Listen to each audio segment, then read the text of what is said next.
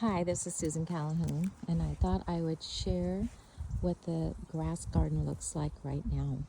A lot of people say, I wouldn't want a grass garden because it's very bare in the winter. And I thought I would just show you this grass garden is not very bare.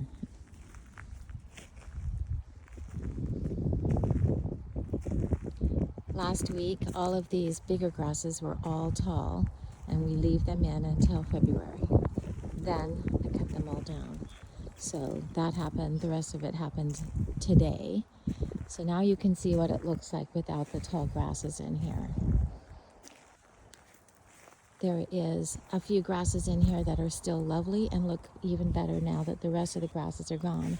One of them is this grass from New Zealand, which is Toto grass, Astrodaria richardii.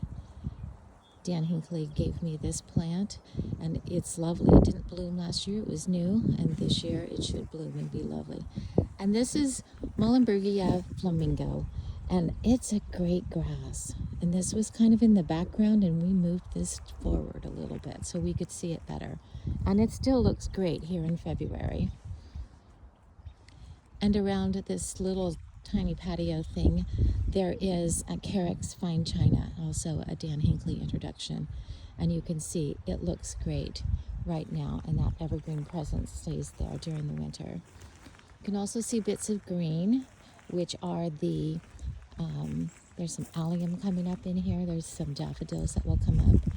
And right up there by that euphorbia is an evergreen agapanthus. You can just see it. It's probably need to move that euphorbia out of there so it has a little bit more room. The other thing that you notice here is that you see this big house that's next to me, and you can see the hedge, and I talked about that in one of my talks about creating a hedge, but not a solid hedge of one plant, but this is a mixed hedge. So in here is some Thulia ember waves, which is beautiful.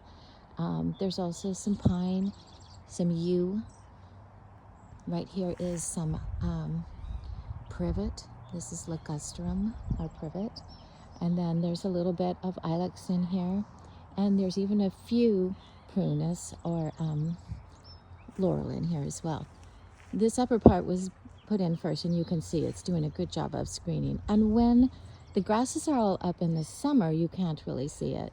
But this is a newer area down here, and so that's going to have to thicken up a little bit. And then again, we won't be able to see this house. But you can see how pretty it is in here. And I just thought I would share with that to all the people who think grass gardens are boring in the winter.